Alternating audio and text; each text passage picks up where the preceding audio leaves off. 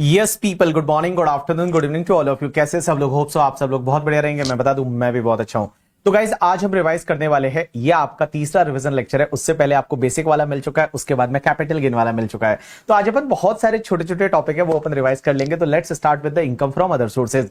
Other sources में कौन सी income आती है? जो इनकम आपके salary, house property, business, capital gain में नहीं जाती, वो इनकम फ्रॉम अदर सोर्सेज में आती है। सर, कौन कौन सी इनकम है जो अदर सोर्सेज में आती है? सबसे पहली चीज मैं आपको बता दूं, डिविडेंड। डिविडेंड है ना, वो हमेशा अदर सोर्सेज में टैक्सेबल होता है, भले आपका वो स्टॉक इन ट्रेड है, share means even shares is held as a stock in trade और कैपिटल असेट। डिविडेंड जो भी मिलेगा that is taxable under income from other sources. उसके बाद में अगर आपका विनिंग इनकम है, विनिंग का लॉटरी फ्रॉम वो लॉटरी है, पजल्स है, कार्ड गेम है, ऑनलाइन गेम्स है, और उससे अगर आप कोई भी जीतते हैं तो वो वाला इनकम आपके अदर सोर्सेज में टैक्सेबल हो जाएगा। उसके बाद अगर कोई सिक्योरिटी का इंटरेस्ट आपको मिलता है तो वो अदर सोर्सेज में जाएगा, लेकिन वो सिक्योरिटी अगर आपका स्टॉक इन ट्रेड है तो सिक्योरिटी का इंटरेस्ट है वो तुम्हारे पीजीबीपी में जाएगा। लेकिन अगर मान लो सिक्योरिटी जो है वो कैपिटल असेट है तो उस पर्टिकुलर केस में आपकी इनकम अदर सोर्सेज में टैक्सेबल हो जाएगी। अब एक और चीज समझना, आपने किसी को कोई plant and machinery, furniture rent पे दिया और रेंट पे देने का आपका बिजनेस नहीं है तो वो वाला रेंट आपके अदर सोर्सेज में जाएगा। या फिर अगर आपने कोई हाउस प्रॉपर्टी है उसका सब लेटिंग किया है और सब लेटिंग करना आपका बिजनेस नहीं है तो उस पर्टिकुलर केस में वो हाउस प्रॉपर्टी का रेंट है वो भी तुम्हारे अदर सोर्सेज में चला जाएगा। उसके बाद में एक चीज समझना, अगर कीमैन इंश्योरेंस पॉलिसी से आपको कोई भी पैसा मिलता है, अगर आप एम्प्लॉयर हो तो आपको पीजीपीपी में टैक्सेबल हो जाता है। अगर आप एम्प्लॉय हो तो आपके लिए सैलरी में टैक्सेबल हो जाता है। लेकिन अगर आपका एम्प्लॉय एम्प्लॉयर का रिलेशनशिप नहीं है और अगर आपको कीमैन इंश्योरेंस पॉलिसी से कोई भी पैसा मिलता है then it is taxable under income from other sources. उसके बाद में अगर कोई प्रॉपर्टी कंपल्सरी एक्वायर्ड हो जाती है और उसका कंपनसेशन जो मिलता है वो कैपिटल गेन में जाता है। लेकिन गाइज, अगर वो लेट कंपनसेशन मिलता है और उस पर इंटरेस्ट मिल जाता है तो वो इंटरेस्ट तुम्हारे लिए इनकम फ्रॉम अदर सोर्सेज में टैक्सेबल हो जाएगा। उसके बाद में अगर आपको कोई गिफ्ट मिलता है then it is taxable under income from other sources. Keyman insurance policy में कुछ पैसा मिलता है, जैसा मैंने आपको बोला कीमैन इंश्योरेंस पॉलिसी वाला, कि अगर एम्प्लॉय एम्प्लॉयर का रिलेशनशिप नहीं है और मिलता है तो अदर सोर्सेज में टैक्सेबल हो जाएगा। उसके बाद में अगर फैमिली पेंशन का कोई पैसा मिलता है, फैमिली पेंशन क्या होता है कि अगर मान लो किसी पर्सन की डेथ हो जाती है और उसके घर वालों को जो पैसा मिलता है ना that is called family pension, तो फैमिली पेंशन का पैसा है वो भी अदर सोर्सेज में जाएगा। अगर आपको कोई बैंक डिपॉजिट लोन गिवन पे इंटरेस्ट मिलता है या interest on income tax refund, A guys, income tax allow नहीं होता, इनकम टैक्स रिफंड है वो भी टैक्सेबल नहीं होता, लेकिन इनकम टैक्स रिफंड पे आपको कोई इंटरेस्ट मिल जाता है then it is taxable under income from other sources. उसके बाद में रॉयल्टी का इनकम है वो आपके अदर सोर्सेज में जाएगा। एग्रीकल्चर इनकम भी अदर सोर्सेज में जाता है, लेकिन एग्रीकल्चर इनकम में एक चीज ध्यान रखने का, एग्रीकल्चर इनकम है वो एग्जेम्प्ट हो जाता है अंडर सेक्शन 10(1). तो जो इंडिया से एग्रीकल्चर इनकम है वो तो एग्जेम्प्ट हो जाएगा, लेकिन इंडिया के बाहर का अगर कोई एग्रीकल्चर इनकम है then it is taxable under income from other sources. उसके बाद में जो डायरेक्टर सिटिंग फीस है, कोई डायरेक्टर है जो अगर एम्प्लॉय है और एम्प्लॉय को रेम्यूनरेशन मिलता है तो सैलरी में जाएगा। लेकिन अगर बहुत सारे डायरेक्टर ऐसे होते हैं जो एम्प्लॉय नहीं होते, सिर्फ बोर्ड मीटिंग वगैरह है वो अटेंड करते हैं, तो उनको कोई भी अगर पैसा मिलेगा फीस वगैरह तो that is taxable under income from other sources. उसके बाद एमपी, एमएलए, एमएलसी को कोई भी सैलरी मिलता है, रेम्यूनरेशन मिलता है, that is taxable under income from other sources. यहां पे एक चीज समझना, सबसे पहला और सबसे इंटरेस्टिंग पार्ट हम सीखने वाले हैं that is the taxation of the gift. Sir, gift पे कैसे टैक्स लगेगा? तो गिफ्ट में एक चीज ध्यान रखना, अगर कोई भी एम्प्लॉय को एम्प्लॉयर से गिफ्ट मिलता है, अरे भाई वो कभी भी मिलता है, मींस भले वो मैरिज पे मिले या नॉन मैरिज पे, कभी भी मिलता है, एम्प्लॉय को मिलता है एम्प्लॉयर से, then it is always taxable under the head salary. अगर वो एम्प्लॉय एम्प्लॉयर रिलेशनशिप से मिला है ना तो वो हमेशा सैलरी हेड में टैक्सेबल होगा। बिकॉज बड़ा ही लॉजिकल है, एम्प्लॉयर क्या करेगा, पीजीबीपी में उसका डिडक्शन लेगा और सेम है वो एम्प्लॉय के हाथ में under the head salary taxable हो जाएगा। एक और चीज समझना, सैलरी में गिफ्ट टैक्सेबल कब होता है कि अगर मनी में मिला तो फुल्ली टैक्सेबल है, बट अगर इन काइंड में मिला है और उसकी वैल्यू अगर 5000 से ज्यादा है तो टैक्सेबल हो जाएगा। मींस 5000 से कम है तो टैक्सेबल नहीं होगा, 5000 या उससे ज्यादा है तो वो टैक्सेबल हो जाता है। उसके बाद में जो अदर गिफ्ट है वो तुम्हारे इनकम फ्रॉम अदर सोर्सेज में जाते हैं। अब एक बात समझना, इनकम फ्रॉम अदर सोर्सेज में गिफ्ट कैसे टैक्सेबल होता है, कब होता है, समझने की कोशिश करिए। तो सबसे पहली चीज, अगर मान लो आपको कोई भी गिफ्ट मिलता है या असेट एक्वायर्ड करते हो और वो कोई भी पर्सन कर रहा है, means individual, HUF, AOP, BOI, artificial juridical person, company वगैरह कोई भी कर रहा है। लेकिन एक चीज ध्यान रखना, अगर आप मिस्टर आईडी हटला आईटीसी में आते हो तो बेटा 56(2)(10) नहीं लगेगा और आपके हाथ में कुछ भी टैक्सेबल नहीं होगा। मैंने क्या बोला, अगर मिस्टर आईडी हटला आईटीसी में आते हो तो 56(2)(10) नहीं लगेगा और आपके हाथ में कुछ भी टैक्सेबल नहीं होगा। लेकिन आप मुझे बोलोगे सर मिस्टर आईडी हटला आईटीसी का मतलब क्या होता है? तो मिस्टर आईडी हटला आईटीसी का मतलब होता है, एम का मतलब होता है अगर आपको मैरिज पे मिलता है then it is not taxable. R का मतलब अगर आपको अपने रिलेटिव से मिलता है then it is not taxable. I का मतलब अंडर द इनहेरिटेंस या विल में मिलता है तो नॉट टैक्सेबल। उसके बाद सी डी का मतलब होता है in contemplation of death. Mister ID so M for marriage, R for relative, I for inheritance, D for in contemplation of death. अगर कोई पर्सन मरने वाला होता है और मरने के टाइम पे अगर किसी को कोई गिफ्ट देता है तो that is called in contemplation of death. तो अगर आपको इनकंटेम्पलेशन ऑफ डेथ अगर कोई गिफ्ट मिल जाता है तो उस पर कोई भी टैक्स नहीं लगेगा। या फिर आपको किसी हॉस्पिटल या मेडिकल इंस्टीट्यूशन से मिलता है, एंड गाइस ये हॉस्पिटल मेडिकल इंस्टीट्यूशन वो वाले जो कि 1023C में रजिस्टर्ड होते हैं। तो अगर फ्रॉम एनी हॉस्पिटल या मेडिकल इंस्टीट्यूशन मिलता है, या किसी यूनिवर्सिटी या एजुकेशनल इंस्टीट्यूशन से मिलता है, या टी का मतलब होता है बाय या फ्रॉम एनी ट्रस्ट जो कि 12AA12AB में रजिस्टर्ड है उससे मिलता है, या फिर आपको किसी लोकल अथॉरिटी से मिलता है तो उस पर कोई भी टैक्स नहीं लगेगा। तो मैंने क्या बोला, देखो मिस्टर आईडी हटला आईटीसी में आते हो तो उस पर कोई भी टैक्स नहीं लगेगा। एम का मतलब होता है आपको कोई भी गिफ्ट मैरिज पे मिलता है, आर का मतलब आपको रिलेटिव से मिलता है, आई का मतलब आपको इनहेरिटेंस में मिलता है, डी का मतलब इनकंटेम्पलेशन ऑफ डेथ, एच का मतलब हॉस्पिटल या मेडिकल इंस्टीट्यूशन से मिलता है, यू का मतलब आपको यूनिवर्सिटी या एजुकेशनल इंस्टीट्यूशन से मिलता है, और टी का मतलब आपको फ्रॉम या फिर बाय एनी चैरिटेबल और रिलीजियस ट्रस्ट मिलता है तो उस पर कोई टैक्स नहीं लगेगा। एंड एलए का मतलब होता है आपको लोकल अथॉरिटी से मिलता है। अब आप बोलोगे आईटीसी का मतलब क्या होता है, तो यहां पे आईटीसी का मतलब क्या होता है कि एक चीज समझना गाइस, बहुत बार क्या होता है आजकल पता है तुमको, प्राइवेट ट्रस्ट का जमाना आ गया है। ये जितने भी बड़े बड़े लोग होते हैं ना, मुकेश अंबानी वगैरह, ये लोग क्या करते हैं, पैसा अपने पास में नहीं रखते, प्राइवेट ट्रस्ट को दे देते हैं अपने रिलेटिव के बेनिफिट के लिए। तो मुकेश अंबानी ने क्या किया, एक प्राइवेट ट्रस्ट बनाया, और वो ट्रस्ट है वो नीता अंबानी के बेनिफिट के लिए है। तो अगर मुकेश अंबानी ने उस ट्रस्ट को पैसा दिया और वो जो प्राइवेट ट्रस्ट है उसको जो पैसा मिला है, वो गिफ्ट मिला है, वो for the benefit of the Nita Ambani relative के बेनिफिट के लिए है, तो उस ट्रस्ट के हाथ में 56(2)(10) नहीं लगेगा। एंड टी का मतलब होता है कि गाइस एक बात बताओ, यहां पे क्या लिखा था, फ्रॉम हॉस्पिटल, फ्रॉम यूनिवर्सिटी, लेकिन सर अगर बाय हॉस्पिटल बाय यूनिवर्सिटी हुआ तो ये आपके टी वाले पॉइंट में है कि by any fund, trust, hospital, medical institution, university, educational institution जो कि 1023C में रजिस्टर्ड है, इनको अगर कोई भी गिफ्ट मिलता है तो 56(2)(10) नहीं लगेगा। एंड सी का मतलब होता है certain transaction which is not treated as transfer under section 47। And guys if you remember the section 47, तो 47 में मैंने आपको बताया था, एक तो एचयूएफ ने अगर पार्टीशन के टाइम पे मेंबर को असेट ट्रांसफर किया, या फिर होल्डिंग कंपनी ने 100% सब्सिडरी कंपनी को असेट ट्रांसफर किया, या 100% सब्सिडरी ने होल्डिंग कंपनी को असेट ट्रांसफर किया, या फिर अमलगमेशन डीमर्जर के केस में कोई भी असेट मिलेगा तो उस पे बेटा 56(2)(10) नहीं लगेगा और आपके हाथ में कुछ भी टैक्सेबल नहीं होगा। तो मैंने आपको क्या बोला कि अगर मिस्टर आईडी हटला आईटीसी में आते हो तो वहां पे 56(2)(10) नहीं लगता है और आपके हाथ में कुछ भी टैक्सेबल नहीं होगा। लेकिन सर मिस्टर आईडी हटला आईटीसी का मतलब होता है, एम का मतलब मैरिज पे मिला, आर का मतलब रिलेटिव से मिला, आई का मतलब इनहेरिटेंस में मिला, डी का मतलब इनकंटेम्पलेशन ऑफ डेथ मिला, एच एंड यू का मतलब होता है हॉस्पिटल या यूनिवर्सिटी से मिला, टी का मतलब बाय या फ्रॉम ट्रस्ट मिला, एल का मतलब लोकल अथॉरिटी से मिला, आई का मतलब इंडिविजुअल ने किसी प्राइवेट ट्रस्ट को दिया और वो प्राइवेट ट्रस्ट जो है वो इंडिविजुअल के रिलेटिव के बेनिफिट के लिए है, एंड टी का मतलब किसी भी ट्रस्ट को मिला या फंड को मिला या एजुकेशनल इंस्टीट्यूशन, मेडिकल इंस्टीट्यूशन को मिला, एंड सी का मतलब होता है कि ऐसे 3-4 ट्रांजैक्शन जो ट्रांसफर नहीं माने जाते, कैपिटल गेन नहीं लगता। कौन कौन से, एक तो बोला एचयूएफ का पार्टीशन हो गया और असेट मेंबर में बांट दी, या फिर होल्डिंग कंपनी ने 100% सब्सिडरी कंपनी को असेट ट्रांसफर की, या सब्सिडरी कंपनी ने 100% होल्डिंग कंपनी को असेट ट्रांसफर की, या फिर अमलगमेशन डीमर्जर के केस में कोई भी असेट या नई कंपनी का शेयर मिलता है तो वो बेटा उस पे 56(2)(10) नहीं लगता। लेकिन एक चीज समझना गाइस, इस पे तो 56(2)(10) है वो आपको नहीं लगेगा, लेकिन उसके साथ साथ में है ना कुछ ऐसे एक्सेप्शन और है जहां पे 56(2)(10) नहीं लगेगा। ये कौन कौन से एक्सेप्शन है, तो उसके लिए सीबीडीटी का नोटिफिकेशन है 42,020 करके नोटिफिकेशन का नाम है, और ये नोटिफिकेशन बोलता है कि यहां पे 56(2)(10) नहीं लगेगा। एक तो गाइस आपको पता रहेगा 2020 में जब दिल्ली का इलेक्शन हो रहा था, अभी 2025 में दिल्ली का इलेक्शन हो रहा है, बट 2020 में जब दिल्ली का इलेक्शन हो रहा था तो वहां पे नरेंद्र मोदी जी ने वहां की जो अनऑथोराइज कॉलोनी थी उनको बोला कि हम तुमको ऑथोराइज कर देंगे, और उनको जो अनऑथोराइज कॉलोनी के रेजिडेंट है उनको उन्होंने बोला था कि हम आपको जो है वो क्या करेंगे, ऑथोराइज कर देंगे, हम आपको इमूवेबल प्रॉपर्टी घर दे देंगे ऑथोराइज करके।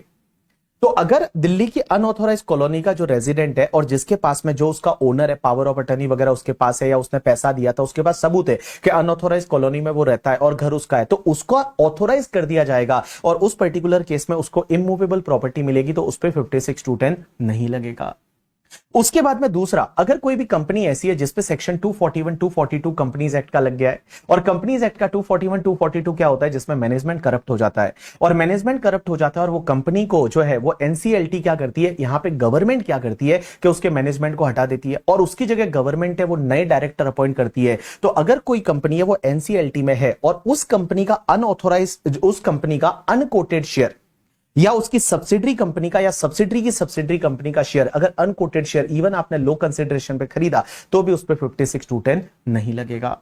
एंड लास्ट पार्ट, अगर यस बैंक का जो इक्विटी शेयर है, यस बैंक जो है पता है एक बार बंद होने के कगार पे आ गई थी, तो यस बैंक का इक्विटी शेयर वहां पे गवर्नमेंट ने क्या किया था पता है कि यस बैंक रिकंस्ट्रक्शन स्कीम निकाली थी 2020 की, और उसके अकॉर्डिंगली अगर आपने यस बैंक का शेयर है वो खरीदा तो उस पर्टिकुलर केस में 56(2)(10) नहीं लगेगा। एंड लास्ट वाला पॉइंट ये बोलता है कि बेटा जो पब्लिक सेक्टर कंपनी है और हमारी गवर्नमेंट उसको स्ट्रेटेजिक डिसइन्वेस्टमेंट कर रही है, जैसे एयर इंडिया का किया, तो स्ट्रेटेजिक डिसइन्वेस्टमेंट कर रही है, और अगर मान लो उस पब्लिक सेक्टर कंपनी का इक्विटी शेयर है वो स्ट्रेटेजिक डिसइन्वेस्टमेंट में आप सेंट्रल गवर्नमेंट स्टेट गवर्नमेंट से कम वैल्यू पे खरीद लेते हो तो उस पे भी 56(2)(10) है वो आपका नहीं लगेगा।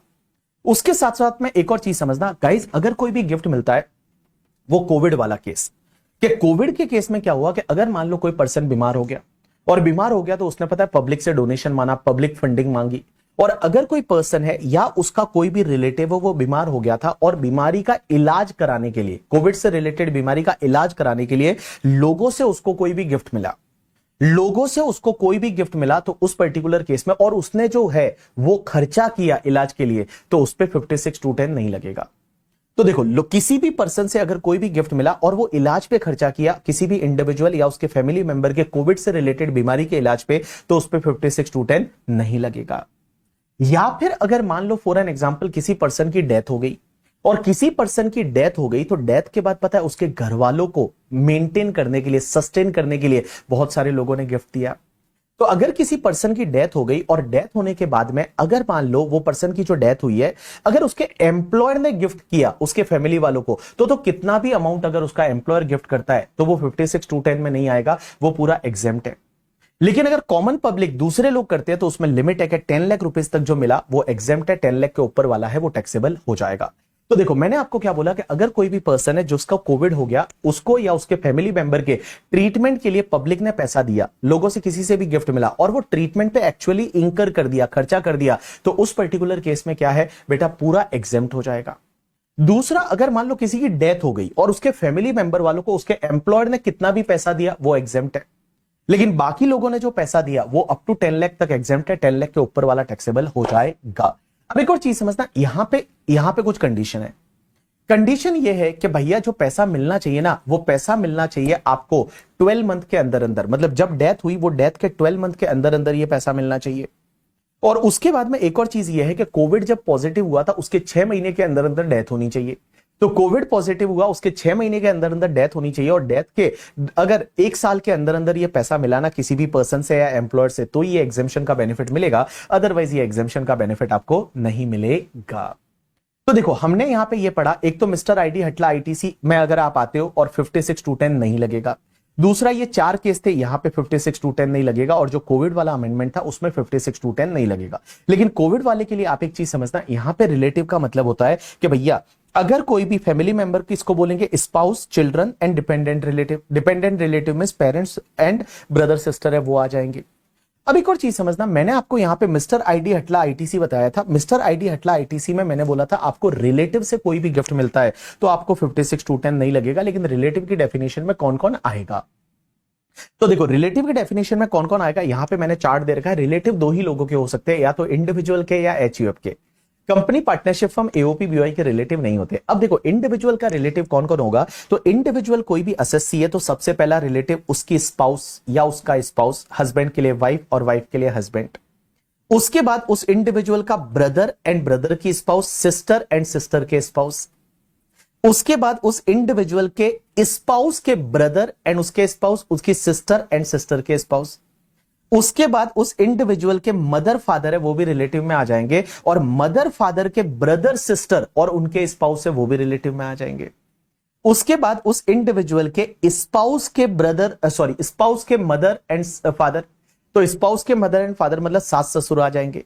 और उसके बाद उस इंडिविजुअल के जो लीनियल असेंडेंट रहेंगे, दादाजी, दादी जी, नानी जी, अगर वो जिंदा है तो, और उसके स्पाउस के भी lineal ascendant and their spouse, दादाजी, दादी जी, नानी जी, अगर वो जिंदा है तो वो भी रिलेटिव में आ जाएंगे। उसके बाद में इन दोनों के बच्चे और उनके जो स्पाउस रहेंगे और उनके जो चिल्ड्रन रहेंगे वो भी आपके रिलेटिव में आ जाएंगे। तो अगर मैं रिलेटिव की बात करूं, तो अगर मैं ऐसे समझाना चाहूं तो देखो, इंडिविजुअल में जैसे मैं हूं तो मेरे लिए रिलेटिव कौन कौन होगा? सबसे पहले मेरी वाइफ है, वो मेरी रिलेटिव है। उसके बाद मेरा जो भाई है और भाई की वाइफ भाभी, या मेरी जो सिस्टर है एंड सिस्टर के हस्बैंड जीजू, वो मेरे रिलेटिव है। उसके बाद में मेरी स्पाउस का भाई दैट इज साला और साले की वाइफ, वो मेरे रिलेटिव है। और स्पाउस की सिस्टर साली और साली के हस्बैंड साडू भाई, वो मेरे रिलेटिव है। उसके बाद मेरे मदर फादर है, मम्मी पापा मेरे रिलेटिव है, और मम्मी पापा के ब्रदर, मतलब मम्मी का ब्रदर मामा और मामी रिलेटिव है, और मासी और मौसाजी रिलेटिव है। फादर का ब्रदर अंकल और आंटी रिलेटिव है, एंड गाइस बुआ एंड फूफा जी रिलेटिव है।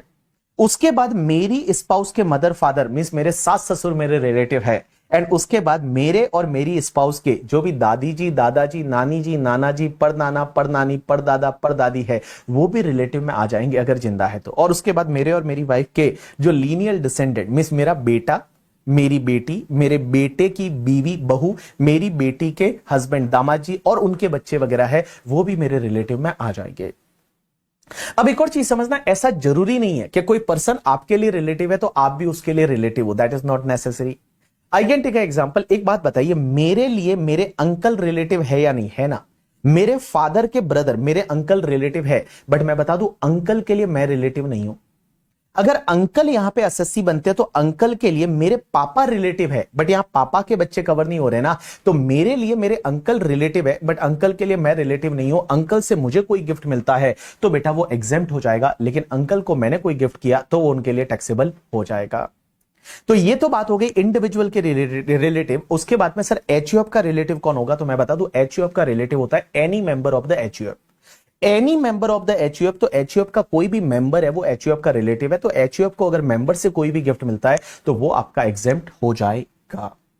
तो गाइस यहां पे मैंने अभी तक आपको ये बताया कि कौन कौन से केसेस में गिफ्ट टैक्सेबल नहीं होता, एग्जेम्प्ट हो जाएगा। यहां 56(2)(10) नहीं लगेगा, लेकिन बाकी केसेस में 56(2)(10) लगेगा। अब कहां पे लगेगा? तो सबसे पहले अगर आपको मान लो सबसे पहले आपको मनी गिफ्ट में मिलता है, और मनी अगर आपको गिफ्ट में मिला और एग्रीगेट मनी का मतलब होता है टोटल मनी मिला के, एग्रीगेट इन द ईयर आपको मनी गिफ्ट में मिला वो 50,000 से ज्यादा है, then it is fully taxable. Aggregate का मतलब होता है मुझे 20,000 20,000 20,000 20,000 के 4 इंस्टॉलमेंट मिले अलग अलग लोगों से, total is 80,000, it is more than 50,000, सो मेरे हाथ में टैक्सेबल कितना होगा? ओनली 30,000 या पूरा 80,000? राइट आंसर इज पूरा 80,000। So total 80,000 is taxable in hands of mister BB, मेरे हाथ में पूरा 80,000 टैक्सेबल हो जाएगा। अब अगर मान लो यहां मनी के बाद मुझे कोई मूवेबल प्रॉपर्टी मिलती है, लेकिन गाइस मूवेबल प्रॉपर्टी में सिर्फ 10 प्रॉपर्टी ही कवर होगी। कौन कौन सी? Share, security, jewellery, drawing, painting, sculpture, archaeological collection, any other work of art, bullion and virtual digital asset.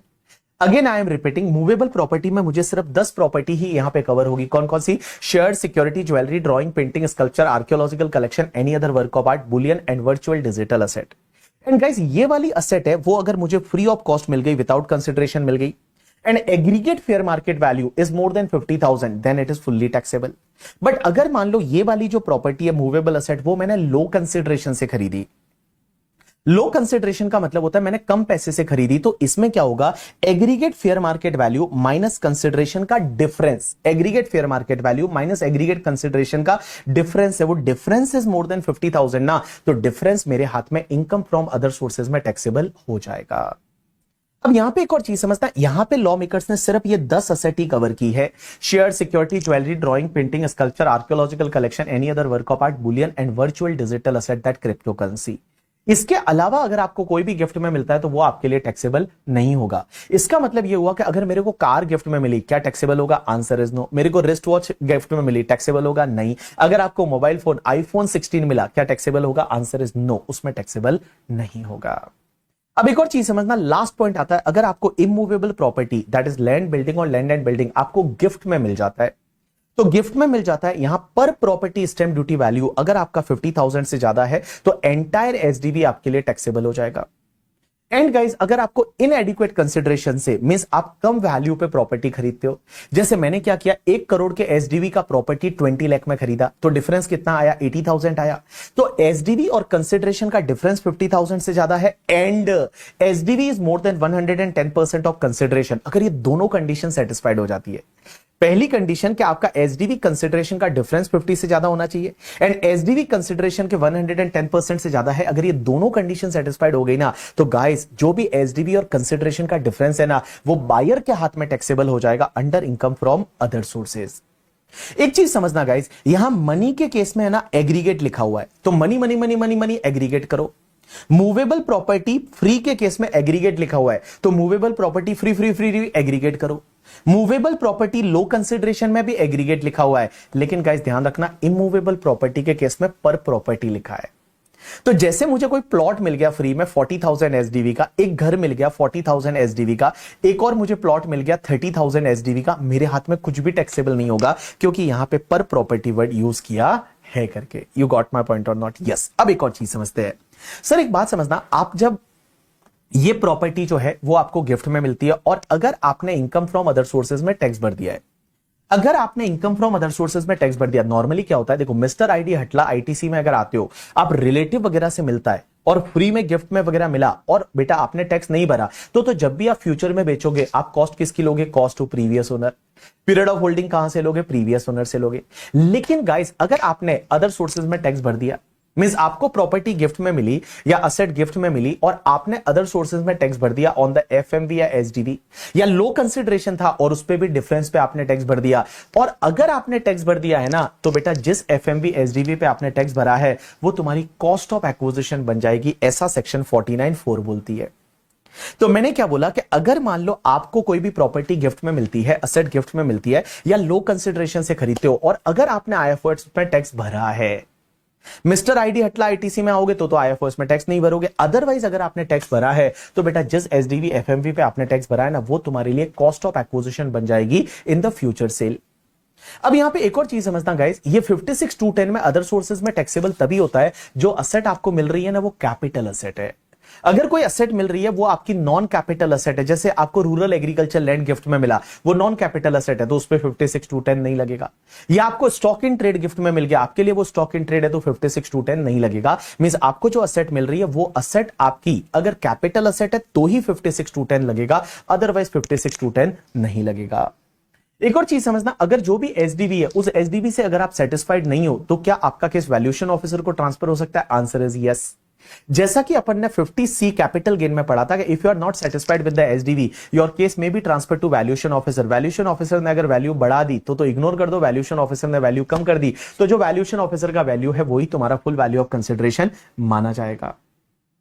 एक और चीज समझना, जब भी अगर अपन बात करते हैं इनकम फ्रॉम अदर सोर्सेज में एसडीवी जो लेना है वो कौन सी डेट का लेना है, तो मैं बता दूं एसडीवी कौन सी डेट का लेना है। नॉर्मली एसडीवी रजिस्ट्रेशन का डेट का लेते हैं, लेकिन अगर रजिस्ट्रेशन का डेट और अग्रीमेंट का डेट अलग अलग है और अग्रीमेंट की डेट या उससे पहले पहले आपने कुछ ना कुछ पेमेंट कर दिया है, अग्रीमेंट की डेट या उससे पहले पहले आपने कुछ ना कुछ पेमेंट कर दिया है बाय अकाउंट पे चेक, अकाउंट पे डिमांड ड्राफ्ट या any mode of electronic clearing system through bank account, तो आप अग्रीमेंट की डेट का एसडीवी ले सकते हैं। बट बेटा क्रॉस चेक नहीं चलेगा, कैश में पेमेंट नहीं चलेगा। अग्रीमेंट की डेट या उससे पहले पहले आपने अकाउंट पे चेक, अकाउंट पे डिमांड ड्राफ्ट या any mode of electronic clearing system से पेमेंट किया है तो ही जो है वो एसडीवी आप अग्रीमेंट की डेट का ले सकते हैं। यू गॉट माय पॉइंट और नॉट? यस। उसके बाद में एक सेक्शन आती है 43CA। अब एक चीज समझना, ये 43CA जो सेक्शन है ना, ये सेक्शन आपके पीजीबीपी की सेक्शन है और ये सेक्शन सेम रेप्लिका है सेक्शन 50C की जो कैपिटल गेन में पढ़ा था। तो सेक्शन 50C कैपिटल गेन में ये खजूर क्या कर रहा है, इधर देखना है यार करके, ठीक है, वो किधर देख रहा है, मोबाइल देख रहा है, इधर देख। तो मैंने क्या बोला, ये जो 50C आपने कैपिटल गेन में पढ़ी थी ना वो 50C का एग्जैक्ट रेप्लिका है ये 43CA। 50C कब लगता है? जब आप immovable property as a capital asset बेचते हो, लेकिन immovable property as a stock in trade बेचोगे तो आपका 43CA लगेगा। और 43CA क्या बोलता है पता है कि अगर आप इमूवेबल प्रॉपर्टी ट्रांसफर करते हो जो कि स्टॉक इन ट्रेड है एंड इमूवेबल प्रॉपर्टी ट्रांसफर किया, उसका stamp duty value selling price के 110% से ज्यादा है तो बेटा जो भी स्टैम्प ड्यूटी वैल्यू है ना वो फुल वैल्यू ऑफ कंसिडरेशन माना जाएगा for the purpose of computing PGBP income. Sir यहां पे क्या एसडीवी से सेटिस्फाइड नहीं है तो बिल्डर क्या केस ट्रांसफर कर सकता है वैल्यूएशन ऑफिसर को? आंसर इज यस, करा सकता है असेसिंग ऑफिसर से, जैसा कि 50C में पढ़ा था। सर यहां पे एसडीवी कौन से डेट का लेना है, तो मैं बता दूं यहां पे एसडीवी आपको कौन से डेट का लेना है, नॉर्मली रजिस्ट्रेशन का डेट का लेना है, लेकिन रजिस्ट्रेशन का डेट और अग्रीमेंट का डेट अलग अलग है, और अग्रीमेंट की डेट तक आपने कुछ ना कुछ पेमेंट कर दिया है बाय अकाउंट पे, चेक, अकाउंट पे, डिमांड ड्राफ्ट या any mode of electronic clearing system through bank account, तो आप अग्रीमेंट की डेट का स्टैम्प ड्यूटी वैल्यू ले सकते हैं। यू गॉट माय पॉइंट और नॉट? यस। अब एक और चीज समझना, नेक्स्ट सेक्शन आती है सेक्शन 56 टू 11 करके, that is compensation on the termination of the employment. एक बात समझना, अगर कोई भी पर्सन है उसका एम्प्लॉयमेंट टर्मिनेट हो गया और टर्मिनेट होने के बाद अगर उसके एम्प्लॉयर से कुछ मिलता है तो वो टैक्सेबल हो जाएगा अंडर द हेड सैलरी। जैसे फॉर एन एग्जांपल, आप कहीं जॉब कर रहे थे, आपको कहीं नया जॉब मिल रहा है और वो नया जॉब आपने ज्वाइन किया और वो नए वाले ने आपको ज्वाइनिंग बोनस दिया, वो भी टैक्सेबल होगा अंडर द हेड सैलरी। आपको पुराने वाले ने कुछ ग्रेचुइटी वगैरह दिया, वो भी टैक्सेबल होगा अंडर द हेड सैलरी। लेकिन गाइस, अगर आपका एम्प्लॉयमेंट टर्मिनेट हो जाता है और उस केस में आपको किसी थर्ड पार्टी से कुछ पैसा मिलता है, then it is taxable under income from other sources. जैसे मैं एग्जांपल लेता हूं कि मान लो फॉर एन एग्जांपल आपने जॉब का इंश्योरेंस कराया कि अगर आपकी जॉब चली गई तो उस केस में इंश्योरेंस कंपनी आपको 10 लाख रुपीस देगी। अब आपने जॉब का इंश्योरेंस कराया और जॉब आपकी चली गई, अब जॉब चली गई और उस केस में इंश्योरेंस कंपनी ने आपको कुछ भी क्लेम दिया, then it is taxable under income from other sources. अब एक और चीज समझना, अगर मैं बात करूं अदर सोर्सेज में अगर इनकम टैक्सेबल होती है तो उसके सामने खर्चे अलाउ होंगे। अगर कोई भी इनकम टैक्सेबल हो रही है तो उसके सामने खर्चे अलाउ होते हैं। सर कौन कौन से खर्चे अलाउ होते हैं, तो मैं बता दूं कोई भी इनकम से रिलेटेड खर्चा है वो अलाउ होगा, लेकिन बेटा यहां पे कुछ रेस्ट्रिक्शन है।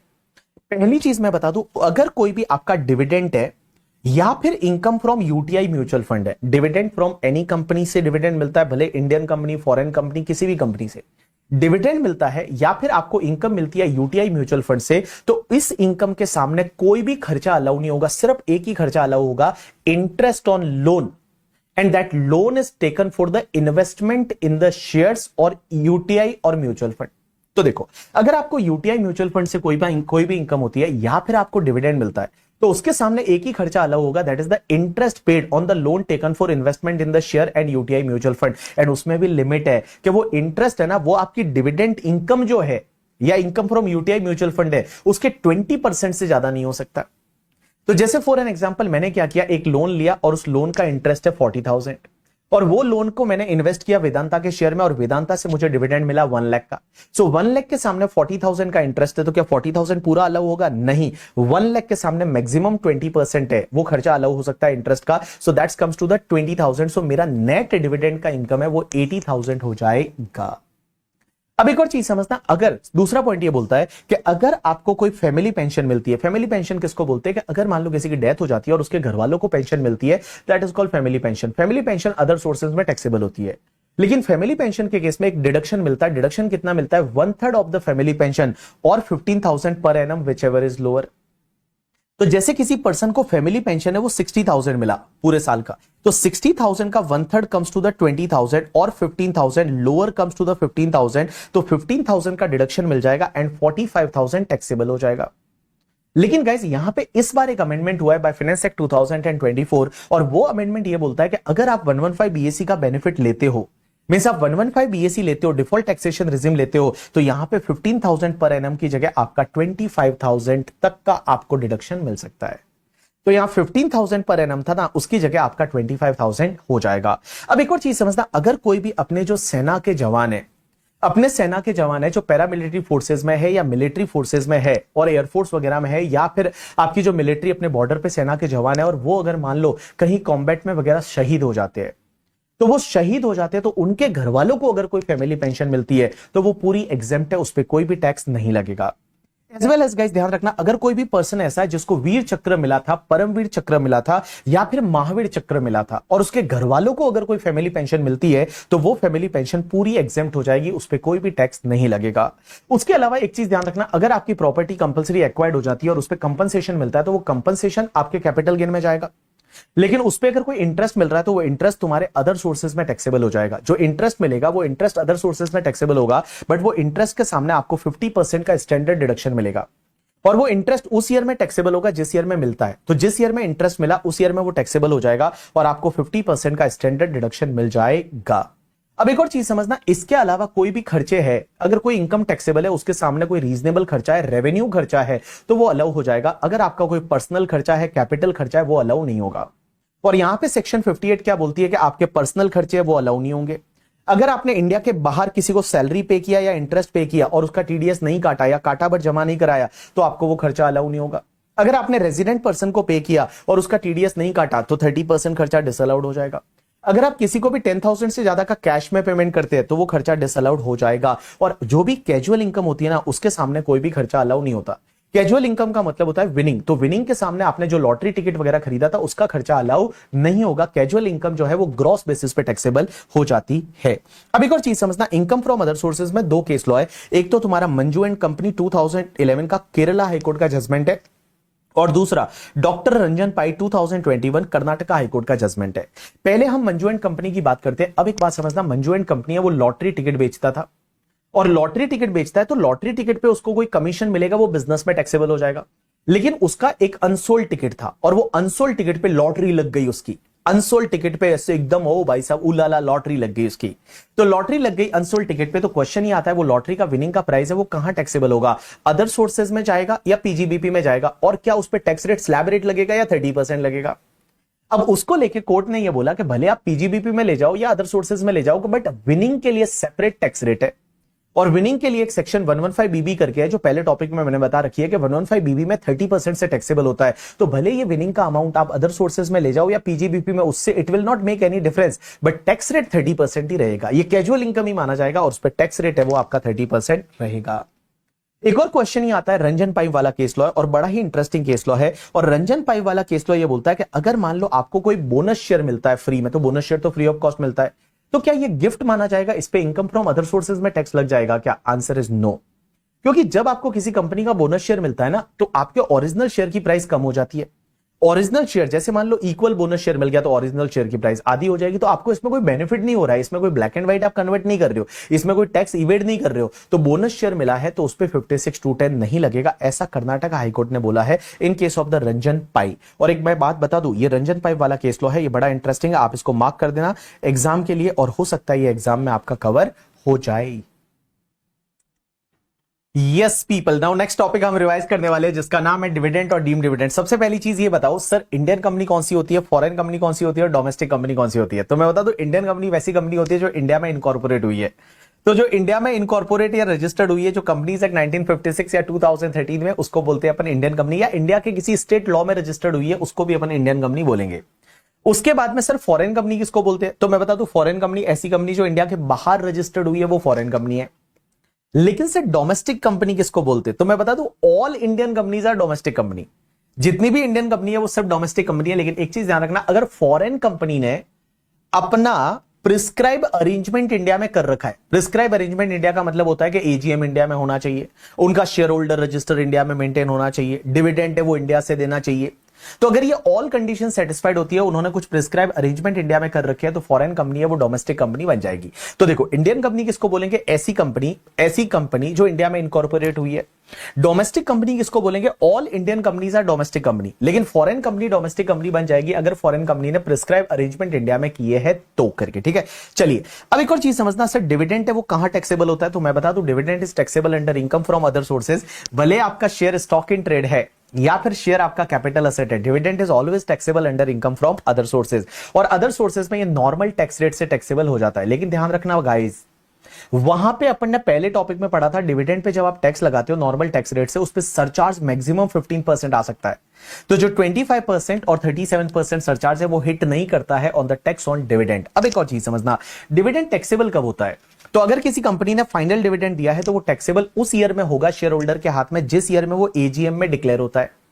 तो जिस ईयर में कंपनी ने एजीएम में डिक्लेयर किया उस ईयर में वो शेयर होल्डर के हाथ में टैक्सेबल हो जाएगा। लेकिन अगर वो डीम डिविडेंड है या फिर आपका इंटरिम डिविडेंड है, तो वो जिस ईयर में रिसीव्ड होता है शेयर होल्डर को, उस ईयर में टैक्सेबल हो जाता है।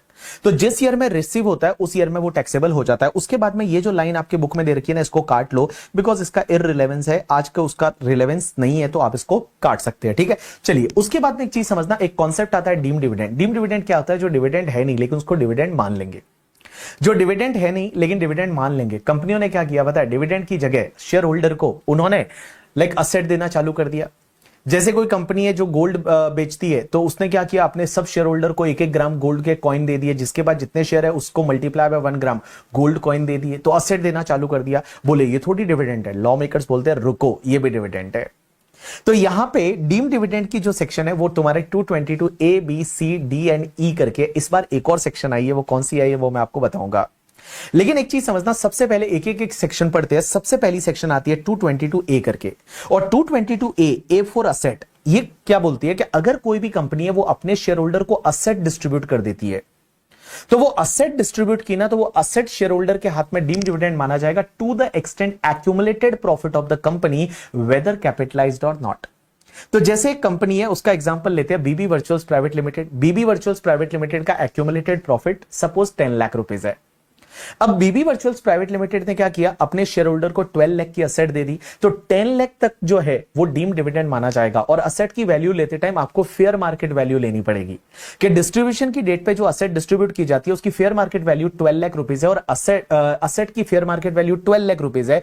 And guys, accumulated profit 10 lakh rupees है, तो 10 लाख डीम डिविडेंड माना जाएगा। लेकिन एक्यूमुलेटेड प्रॉफिट 20 लाख है, तो उस पर्टिकुलर केस में पूरा 12 लाख है वो तुम्हारा डीम डिविडेंड माना जाएगा, क्योंकि असेट डिस्ट्रीब्यूट की है वो 12 लाख की है, एक्यूमुलेटेड प्रॉफिट 20 लाख है, तो पूरा 12 लाख है वो डीम डिविडेंड माना जाएगा। अब एक और चीज समझना, यहां पे जब आप एक्यूमुलेटेड प्रॉफिट लोगे ना, तो एक्यूमुलेटेड प्रॉफिट में आपको कैपिटलाइज्ड और नॉट, मतलब अगर कोई एक्यूमुलेटेड प्रॉफिट आप पहले कैपिटलाइज कर चुके हो वो भी कंसिडर करना है। जैसे मान लो हमारी कंपनी का accumulated profit reserve and surplus है, वो आपको दिख रहा है 10 लाख, लेकिन हमने लास्ट ईयर क्या किया था पता है, 2 लाख या सपोज 2 लाख के हमने बोनस शेयर इशू किए थे लास्ट ईयर। तो लास्ट ईयर हमने 2 लाख के बोनस शेयर इशू किए थे, इसका मतलब हमने एक्यूमुलेटेड प्रॉफिट कैपिटलाइज किया 2 लाख रुपीस, तो हमारा एक्यूमुलेटेड प्रॉफिट है वो 10 लाख नहीं 12 लाख होगा। तो जो एक्यूमुलेटेड प्रॉफिट आप ऑलरेडी कैपिटलाइज कर चुके हो उसको भी आपको कंसीडर करना पड़ेगा, क्योंकि यहां पे लॉ मेकर्स बोलते हैं accumulated profit weather capitalised or not. तो मैंने क्या बोला कि एनी डिस्ट्रीब्यूशन ऑफ असेट, अगर कोई भी कंपनी है वो असेट डिस्ट्रीब्यूट करती है शेयर होल्डर को, तो उस पर्टिकुलर केस में ये डीम डिविडेंड माना जाएगा to the extent accumulated profit of the company whether capitalised or not. अब एक और चीज समझना, एक 222 आती है। 222 को ये बोलो कि अगर मान लो बोनस शेयर दिए जाते हैं प्रेफरेंस शेयर होल्डर को, क्योंकि एक बात बताऊं, बोनस शेयर अगर इक्विटी शेयर होल्डर को दिए जाते हैं उसमें कोई भी बेनिफिट नहीं होता। इक्विटी शेयर होल्डर को बोनस देंगे उसमें क्या बेनिफिट होगा भैया, आपके शेयर की वैल्यू कम हो जाएगी। तो इक्विटी शेयर को बोनस शेयर दिए तो डीम डिविडेंड नहीं माना जाएगा। लेकिन गाइस, अगर प्रेफरेंस शेयर होल्डर को बोनस शेयर दिए जाते हैं या किसी भी दूसरे शेयर होल्डर को, किसी भी शेयर होल्डर को इक्विटी या प्रेफरेंस किसी को भी अगर डिबेंचर दिए जाते हैं, डिबेंचर स्टॉक दिए जाते हैं, डिपॉजिट सर्टिफिकेट दिए जाते हैं, तो वो डीम डिविडेंड माना जाएगा to the extent accumulated profit of the company whether capitalised or not. तो 222 को कैसे याद रखोगे, प्रेफरेंस शेयर होल्डर को बोनस शेयर दिया या किसी भी शेयर होल्डर को अगर आपने डिबेंचर स्टॉक डिपॉजिट सर्टिफिकेट दिया, तो ये डीम डिविडेंड माना जाएगा to the extent accumulated profit of the company. 222C जो है ये बोलता है कि अगर close down of the company, company का लिक्विडेशन हो जाता है और कंपनी के लिक्विडेशन पे अगर शेयर होल्डर को असेट बांटी जाती है, तो वो डीम डिविडेंड माना जाएगा to the extent accumulated profit of the company. ये अपन टैक्सेशन ऑफ लिक्विडेशन में पढ़ेंगे।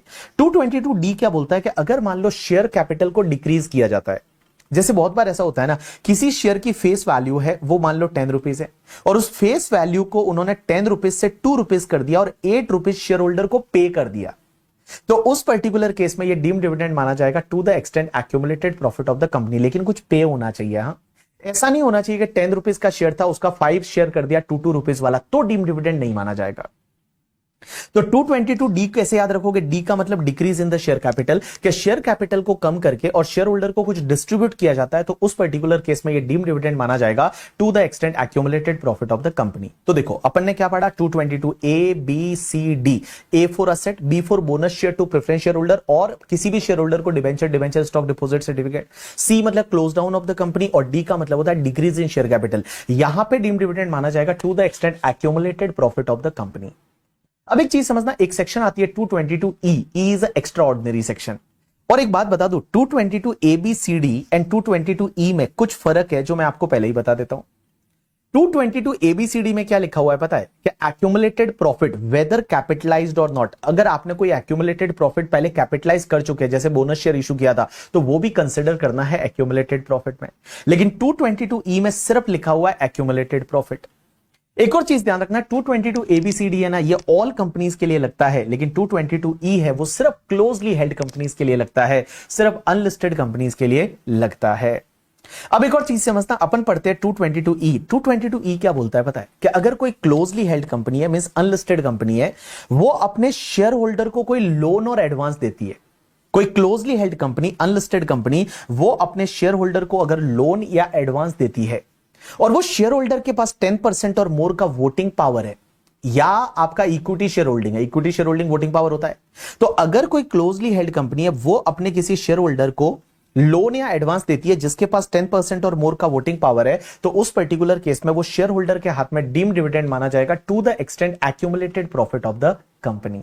जैसे कंपनी का नाम है मान लो बीबी वर्चुअल्स प्राइवेट लिमिटेड, और बीबी वर्चुअल्स प्राइवेट लिमिटेड ने क्या किया, उसका जो शेयर होल्डर है जिसका नाम है मिस्टर बीबी, और मान लो मिस्टर बीबी जो है मेरे पास कंपनी का 49% शेयर होल्डिंग है, 10% और मोर है, और मेरे को कंपनी से लोन लिया, तो वो लोन जो लिया है ना वो मेरे हाथ में डीम्ड डिविडेंड माना जाएगा to the extent accumulated profit of the company on the date of the loan. तो जैसे मैंने बीबी वर्चुअल्स प्राइवेट लिमिटेड से 20 लाख का लोन लिया और कंपनी का एक्यूमुलेटेड प्रॉफिट 15 लाख है, तो 15 लाख तक डीम्ड डिविडेंड माना जाएगा। लेकिन उस दिन कंपनी का प्रॉफिट है वो 25 लाख है, तो पूरा 20 लाख है वो डीम्ड डिविडेंड माना जाएगा। अब एक और चीज समझना, लोन शेयर होल्डर ने नहीं लिया, मैंने क्या किया, लोन या एडवांसेस किसी कंसर्न को दिला दिए और उस कंसर्न में मेरा सब्सटेंशियल इंटरेस्ट है। कंसर्न का मतलब होता है कंपनी, फर्म, एओपी, बीओआई है, उसको अपन कंसर्न बोलते हैं, और उसमें सब्सटेंशियल इंटरेस्ट है। सब्सटेंशियल इंटरेस्ट का मतलब होता है ये शेयर होल्डर का 20% और मोर का इक्विटी शेयर होल्डिंग है या 20% और मोर का पीएसआर है eight any time during the previous year, तो इस कंसर्न में आपका सब्सटेंशियल इंटरेस्ट माना जाएगा। अगर उसको लोन दिया तो भी वो डीम्ड डिविडेंड माना जाएगा। या फिर मैंने क्या किया पता है, लोन मेरे ड्राइवर को दिला दिया, मेरे कुक को दिला दिया, मेरे किसी रिलेटिव को दिला दिया, तो ये जो शेयर होल्डर है उसने क्या किया, अपने बिहाफ पे या बेनिफिट के लिए किसी थर्ड पार्टी को लोन या एडवांस दिलाया, तो उस पर्टिकुलर केस में ये भी डीम्ड डिविडेंड माना जाएगा to the extent accumulated profit of the company. अब एक चीज समझना, यहां पे जो डीम्ड डिविडेंड माना जाएगा ना वो to the extent accumulated profit of the company है, उतना डीम्ड डिविडेंड माना जाएगा। एक और चीज समझना, यहां पे जब आपको जो देखना है ना 10% और मोर का इक्विटी शेयर होल्डिंग, ये देखना है on the date of the loan, कि लोन की डेट को अगर 10% और मोर का इक्विटी शेयर होल्डिंग है तो यहां पे डीम्ड डिविडेंड माना जाएगा इस शेयर होल्डर के हाथ में। अब यहां पे एक और चीज समझना, अगर कंपनी जो है वो मार्केट रेट ऑफ इंटरेस्ट से इंटरेस्ट चार्ज कर रही है तो भी क्या डीम्ड डिविडेंड माना जाएगा? Answer is yes. अगर कंपनी मार्केट रेट से इंटरेस्ट चार्ज कर रही है तो भी डीम्ड डिविडेंड माना जाएगा, it is a dimming fiction. या फिर कंपनी को जो लोन दिया था शेयर होल्डर को और वो शेयर होल्डर ने वापस रीपे कर दिया उसी साल में, तो भी क्या डीम्ड डिविडेंड माना जाएगा? आंसर इज यस, तो भी डीम्ड डिविडेंड माना जाएगा। अब एक और चीज समझना, यहां पे एक्यूमुलेटेड प्रॉफिट जहां जहां अपन बात कर रहे हैं, तो एक्यूमुलेटेड प्रॉफिट का मतलब क्या? Profit as per the companies act या profit as per the income tax act? Right answer is बाबू, कंपनीज एक्ट के हिसाब से आपको प्रॉफिट लेना पड़ेगा। जो अकाउंट्स के हिसाब से आपका जो प्रॉफिट आता है ना, वो कंपनीज एक्ट का प्रॉफिट आपको लेना पड़ेगा। अब एक और चीज समझना, अगर मान लो कोई भी कंपनी है वो लोन या एडवांस शेयर होल्डर को देती है, लेकिन वो है ना कोई ट्रेड पर्पस के लिए है, मींस अगर वो कमर्शियल ट्रांजैक्शन है, यहां पे अगर मान लो ट्रेड एडवांसेस है या कमर्शियल ट्रांजैक्शन है, तो उस पर्टिकुलर केस में है बेटा डीम्ड डिविडेंड नहीं माना जाएगा। जैसे एग्जांपल के लिए हुआ क्या कि कोविड में मेरे को मेरे घर पे स्टूडियो बनाना था, तो मैंने कंपनी से पैसा लिया 2 लाख रुपया और पैसा एडवांस लिया मैंने, और उस पैसे से घर में स्टूडियो बना दिया, तो उस पर्टिकुलर केस में ये आपके ट्रेड एडवांस में आ जाएगा। और जब ट्रेड एडवांस है तो उस पर्टिकुलर केस में यहां पे जो है वो 222E में डीम्ड डिविडेंड नहीं माना जाएगा। अब एक और चीज समझना, क्वेश्चन यहां पे ये आता है कि सर एक बात बताओ, जब ये closely held company loan share holder को देती है तो शेयर होल्डर के हाथ में डीम्ड डिविडेंड, किसी और पर्सन को देती है इस शेयर होल्डर के बिहाफ पे तो शेयर होल्डर के हाथ में डीम्ड डिविडेंड, लेकिन कंसर्न को अगर लोन देती है तो किसके हाथ में डीम्ड डिविडेंड माना जाएगा? देखो इसमें है ना कॉन्फ्लिक्ट है, मतलब यहां पे 2 व्यूज आते हैं। कुछ लोग बोलते हैं इस कंसर्न के हाथ में डीम्ड डिविडेंड माना जाएगा, कुछ लोग बोलते हैं शेयर होल्डर के हाथ में माना जाएगा। आपको यह मानना है कि शेयर होल्डर के हाथ में ही डीम्ड डिविडेंड माना जाएगा, भले शेयर होल्डर को लोन दिया, किसी और को दिया या किसी और को दिया, इस शेयर होल्डर के हाथ में डीम्ड डिविडेंड माना जाएगा। अब एक और चीज समझना गाइस, एक बात बताऊं, कुछ केसेस ऐसे होते हैं जिसमें डिविडेंड नहीं माना जाएगा या डीम्ड डिविडेंड नहीं माना जाएगा। कौन कौन से केसेस में? सबसे पहला, अगर कोई भी कंपनी ऐसा है जिसका मनी लेंडिंग का बिजनेस है, और मनी लेंडिंग का बिजनेस है और money lending is a substantial part of the business है, मतलब जो बिजनेस है ना उसका मेन पार्ट है वो मनी लेंडिंग है। And guys in the ordinary course of business अगर लोन दिया है, in the ordinary course of the money lending के बिजनेस में अगर लोन दिया है and money lending is a substantial part of the business, तो उस पर्टिकुलर केस में क्या होगा? ये डिविडेंड डीम डिविडेंड नहीं माना जाएगा। तो अगर कोई कंपनी है और वो मान लो मनी लेंडिंग के बिजनेस में, मींस वो एज अ बैंकर है या एनबीएफसी है, और उसने शेयर होल्डर को लोन दिया और मार्केट रेट पे दिया है, तो उस पर्टिकुलर केस में वो डीम डिविडेंड नहीं माना जाएगा। एक और चीज समझना, अगर मान लो पहले लोन दिया था और वो शेयर होल्डर के हाथ में डीम डिविडेंड ऑलरेडी माना जा चुका है, पहले लोन दिया था और वो शेयर होल्डर के हाथ में ऑलरेडी डीम्ड डिविडेंड माना जा चुका है। अब कंपनी क्या करती है पता है, एक्चुअल में डिविडेंड देती है और जो आउटस्टैंडिंग लोन है ना वो डिविडेंड के सामने सेट ऑफ कर देती है। तो जितना सेट ऑफ हो जाता है ना वो तुम्हारा डिविडेंड डीम्ड डिविडेंड नहीं माना जाएगा। एक और चीज समझना गाइस, जब भी डीमर्जर होता है तो डीमर्जर के केस में जो पुरानी कंपनी होती है, जो भी आपकी डीमर्ज कंपनी बोलते हैं, वो अपने जो शेयर होल्डर है उनको रिजल्टिंग कंपनी के शेयर मिलते हैं फ्री ऑफ कॉस्ट। तो जो पुरानी कंपनी के शेयर होल्डर होती है उनको रिजल्टिंग कंपनी के शेयर है वो फ्री ऑफ कॉस्ट मिलते हैं, तो वो भी डिविडेंड डिविडेंड नहीं माना जाएगा। जैसे लास्ट ईयर आपने सुना होगा रिलायंस का डीमर्जर हुआ, रिलायंस में से जियो फाइनेंशियल सर्विस अलग हो गया, तो जियो फाइनेंशियल सर्विस है उसके शेयर है वो रिलायंस के शेयर होल्डर को फ्री ऑफ कॉस्ट मिले, तो रिलायंस के शेयर होल्डर के हाथ में क्या ये डिविडेंड डिविडेंड माना जाएगा? Answer is no. And guys एक और चीज समझना, जो 222C था ना एंड 222D है, ये प्रेफरेंस शेयर के केस में नहीं लगेगा। 222C कौन सा था? Close down of the company, liquidation, and 222D क्या था? शेयर कैपिटल को डिक्रीज करते हो। तो ये जो दोनों सेक्शन है ना वो प्रेफरेंस शेयर के केस में नहीं लगेगी। तो प्रेफरेंस शेयर होल्डर को अगर लिक्विडेशन के केस में कुछ दिया जाता है या फिर शेयर कैपिटल को डिक्रीज करके अगर शेयर होल्डर को कुछ दिया जाता है, प्रेफरेंस शेयर होल्डर को दिया जा रहा है, तो वहां पे आपका डीम्ड डिविडेंड नहीं माना जाएगा। डन। अब एक और चीज समझना, एक सेक्शन आती है ATM, that ATM is a inter corporate dividend. और मैं बता दूं ये एटीएम आपके डिडक्शन की सेक्शन है।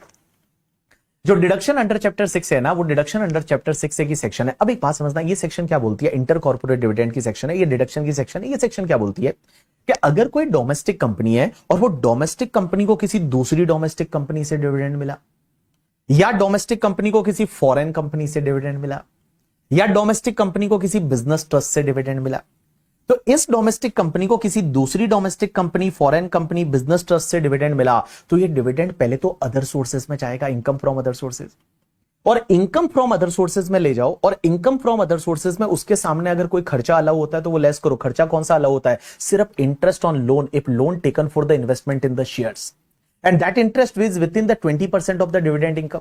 तो वो जो डिविडेंड है उसके सामने अगर 20% तक का इंटरेस्ट है वो आप लेस कर दो, जो भी डिविडेंड बचेगा ना वो तुम्हारे जीटीआई का पार्ट बनेगा, ग्रॉस टोटल इनकम का।